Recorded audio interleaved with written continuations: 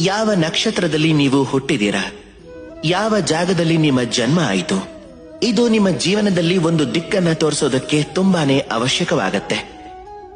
ಆದ್ರೆ ಯಾವ ರಾಶಿಯಲ್ಲಿ ನೀವು ಹುಟ್ಟಿದಿರೋ ಮತ್ತೆ ನಿಮ್ಮ ಹೆಸರು ಏನಿದೆಯೋ ಇದು ನಿಮ್ಮ ಭವಿಷ್ಯವನ್ನ ನಿರ್ಧಾರ ಮಾಡೋ ಅವಶ್ಯಕತೆ ಏನೂ ಇಲ್ಲ. ರ ಇಂದ ರಾಮ, ರ ಇಂದ ರಾವಣ, ಇಬ್ಬರ ರಾಶಿನೂ ಕೂಡ ಒಂದೇ ಆಗಿತ್ತು. ಆದ್ರೆ ಒಬ್ಬ ತನ್ನ ಶಕ್ತಿಯನ್ನ ದುರುಪಯೋಗ ಮಾಡಿಕೊಂಡ. ಬಂಗಾರದಂತಹ ಲಂಕೆಯ ರಾಜ ರಾವಣ 10 ದಿಕ್ಕುಗಳಲ್ಲಿ ಗೆದ್ದು ಬರುವಂಥವನು ತನ್ನ ಸಾವನ್ನ ತಾನೇ ತಂದುಕೊಂಡ. ಶ್ರೀರಾಮ ರಾವಣನ ಅಂತ್ಯ ಮಾಡ್ದ. ಶ್ರೀರಾಮ ತನ್ನ ಕೆಲಸಗಳಿಂದ, ತನ್ನ ಪರಿಶ್ರಮದಿಂದ ಭಗವಂತ ಅನ್ನೋ ಪಟ್ಟ ಪಡ್ಕೊಂಡ. 14 ವರ್ಷದ ವನವಾಸ ಅನುಭವಿಸಿದ. ಸಮಸ್ಯೆ ಬಂದಾಗ್ಲೂ ಕೂಡ ತನ್ನ ರಾಜ್ಯದ ಸಹಾಯವನ್ನ ಪಡ್ಕೊಳ್ಳಿಲ್ಲ.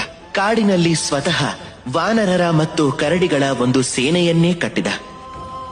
ಮತ್ತೆ ರಾವಣನಿಗೆ ಅವನ ಕೆಟ್ಟ ಕೆಲಸಗಳಿಗೆ ಶಿಕ್ಷೆ ಕೊಟ್ಟ.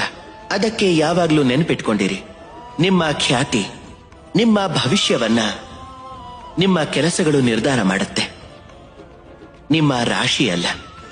ಬನ್ನಿ ನನ್ನ ಜೊತೆ ಪ್ರೀತಿಯಿಂದ ಹೇಳಿ, ರಾಧೆ ರಾಧೆ. ನೀವು ನಿಮ್ಮ ಜೀವನದಲ್ಲಿ ನಿಜವಾದ ಸ್ನೇಹಿತರ ಆಯ್ಕೆ ಮಾಡ್ತೀರಾ ಅಂದ್ರೆ ಅದಕ್ಕೂ ಮುಂಚೆ ಕನ್ನಡಿ ಮತ್ತು ನೆರಳು ಇವೆರಡರ ವಿಶೇಷತೆಗಳ ಬಗ್ಗೆ ತಿಳ್ಕೊಳ್ಳೋದು ಒಳ್ಳೆಯದು. ಕನ್ನಡಿ ಏನ್ ಮಾಡತ್ತೆ? ನೀವು ಕನ್ನಡಿ ನೋಡ್ದಾಗ್ಲೆಲ್ಲ ಅದು ಕೇವಲ ನಿಮಗೆ ಸತ್ಯವನ್ನ ಮಾತ್ರ ತೋರ್ಸತ್ತೆ, ಅದು ಖಂಡಿತ ಅಸತ್ಯ ತೋರ್ಸೋದಿಲ್ಲ. ಅದೇ ನೆರಳಿನ ಬಗ್ಗೆ ಮಾತಾಡೋದಾದ್ರೆ ಅದೇನ್ ಮಾಡತ್ತೆ? ಅದು ಯಾವಾಗ್ಲೂ ನಿಮ್ಮ ಜೊತೆ ಇರುತ್ತೆ, ನಿಮ್ಮ ಜೊತೆಯನ್ನ ಖಂಡಿತ ಬಿಡೋದಿಲ್ಲ. ನಿಮ್ಮ ಜೀವನದಲ್ಲಿ ಯಾವಾಗ್ಲೂ ಸತ್ಯ ಹೇಳೋಂತಹ ಒಬ್ಬ ಮಿತ್ರ ಬಂದ ಅಂತಂದ್ರೆ, ನಿಮ್ಮ ಕೆಟ್ಟ ಘಳಿಗೆ ಬಗ್ಗೆ ಮಾತಾಡಿದ್ರೆ ಅವನು ಸತ್ಯವನ್ನೇ ಹೇಳ್ತಾನೆ. ಅವನ ಉದ್ದೇಶ ನಿಮಗೆ ಬೇಸರ ಮಾಡೋದಂತೂ ಅಲ್ಲ, ನಿಮ್ಮನ್ನ ಅಜ್ಞಾನದಿಂದ, ಭ್ರಮೆಯಿಂದ ಹೊರಗೆ ತರ್ತಾನೆ. ಒಂದ್ ವೇಳೆ ನೀವೇನಾದ್ರೂ ತಪ್ಪು ದಾರಿಯಲ್ಲಿ ಹೋಗ್ತಿದ್ರೆ ಆಗ ಖಂಡಿತವಾಗ್ಲೂ ತಡಿತಾನೆ. ಒಂದ್ ವೇಳೆ ಅದೇ ಮಿತ್ರ ನಿಮ್ಮ ನೆರಳಿನ ಹಾಗಿದ್ರೆ ಅವನು ಯಾವತ್ತೂ ನಿಮ್ಮ ಸುಖ ದುಃಖದಲ್ಲಿ ಖಂಡಿತವಾಗ್ಲೂ ಬಿಡೋದಿಲ್ಲ. ಅವನ ಉದ್ದೇಶ ಯಾವಾಗ್ಲೂ ನಿಮ್ಮ ರಕ್ಷಣೆ ಮಾತ್ರ. ಹೀಗೆ ಕನ್ನಡಿ ಮತ್ತು ನೆರಳಿನಂತಹ ಮಿತ್ರ ನಿಮ್ಮ ಜೀವನದಲ್ಲಿ ಬಂದ್ರೆ ಅವನನ್ನ ಎಲ್ಲೂ ಹೋಗೋಕ್ ಬಿಡಬೇಡಿ. ಅವನು ನಿಮ್ಮ ಜೀವನವನ್ನ ಸುಖದಿಂದ ತುಂಬಿಸ್ತಾನೆ. ಒಂದು ವೇಳೆ ಇಂಥ ಮಿತ್ರ ನಿಮ್ ಜೀವನದಲ್ಲಿ ಇಲ್ಲ ಅಂದ್ರೆ ಅವರನ್ನ ಶಾಶ್ವತವಾಗಿ ದೂರ ಮಾಡೋದು ಒಳ್ಳೆಯದು. ಅದಕ್ಕೆ ಕನ್ನಡಿ ಹಾಗೆ ನೆರಳಿನಂತಹ ನಿಜವಾದ ಸ್ನೇಹಿತನನ್ನ ನಿಮ್ಮ ಜೀವನದಲ್ಲಿ ತಂದ್ಕೊಳ್ಳಿ. ಹಾಗೆ ನನ್ ಜೊತೆ ಪ್ರೀತಿಯಿಂದ ಹೇಳಿ, ರಾಧೆ ರಾಧೆ. ಯಾವುದಾದ್ರೂ ಒಂದು ರೇಷ್ಮೆ ಹುಳುನ ನೋಡಿ, ಅದಕ್ಕೆ ವರ ಸಿಕ್ಕಿರೋದು ಅದು ತನ್ನ ರಕ್ಷಣೆಗೆ ಒಂದು ಗೂಡನ್ನ ಕಟ್ಕೋಬಹುದು. ಅದು ಅದರಲ್ಲಿ ಎಷ್ಟು ಕುರುಡಾಗ್ಬಿಡುತ್ತೆ ಅಂದ್ರೆ ಅದು ಒಂದು ಗೂಡನ್ನ ಕಟ್ಟತ್ತೆ, ತಾನಾಗೆ ಅದರಲ್ಲಿ ಬಿದ್ದು ಸಿಕ್ಕಾಕೊಂಡು ಸತ್ತೋಗುತ್ತೆ. ಇದರ ತಾತ್ಪರ್ಯ ಏನು? ತಾತ್ಪರ್ಯ ಸರಳವಾಗಿದೆ.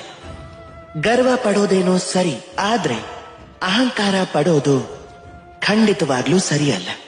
ಒಂದು ವೇಳೆ ಅಹಂಕಾರ ಮನಸ್ಸಿಗೆ ಪ್ರವೇಶ ಮಾಡಿಬಿಟ್ರೆ ಆಗ ಇದೇ ವರ ಶಾಪ ಆಗೋದಕ್ಕೆ ಸಮಯ ಹಿಡಿಯೋದಿಲ್ಲ. ಈಗ ಕರ್ಮ ಶ್ರೇಷ್ಠವಾಗಿದ್ರೆ ಶಾಪ ಕೂಡ ವರವಾಗಿ ಬದಲಾಗಿ ಹೋಗುತ್ತೆ. ಹಾಗಾದ್ರೆ ಬನ್ನಿ ಶ್ರೇಷ್ಠ ಕರ್ಮ ಮಾಡಿ ನನ್ ಜೊತೆ ಪ್ರೀತಿಯಿಂದ ಹೇಳಿ, ರಾಧೆ ರಾಧೆ. ನೆನಪಿಟ್ಕೊಂಡಿರಿ, ವ್ಯಕ್ತಿ ದೀಪನ ಯಾವಾಗ ನೆನೆಸ್ಕೊತಾನೆ ಅಂದ್ರೆ ಅವನ ಜೀವನದಲ್ಲಿ ಅಂಧಕಾರ ಇದ್ದಾಗ. ನೀವು ಸಂತೋಷ ಪಟ್ಕೊಳ್ಳಿ, ಯಾಕೆ ಅಂದ್ರೆ ನೀವು ಯಾರ್ದೋ ಜೀವನದಲ್ಲಿ ಪ್ರಕಾಶದ ಆ ಕಿರಣ ತರೋದಕ್ಕೆ ನಿಮಗೆ ಅವಕಾಶ ಇದೆ. ಯಾರಿಗೋ ಒಂದು ಒಳ್ಳೆ ದಾರಿ ತೋರಿಸೋದಕ್ಕೆ, ಯಾರಿಗೋ ಸಹಾಯ ಮಾಡೋದಕ್ಕೆ, ಈ ಪುಣ್ಯ ಸಂಪಾದನೆ ಮಾಡ್ಕೊಳ್ಳೋದಕ್ಕೆ. ಯಾರಿಂದ ಯಾವ ಆಸೆನೂ ಇಟ್ಕೊಳ್ಳೋ ಅಗತ್ಯ ಇಲ್ಲ.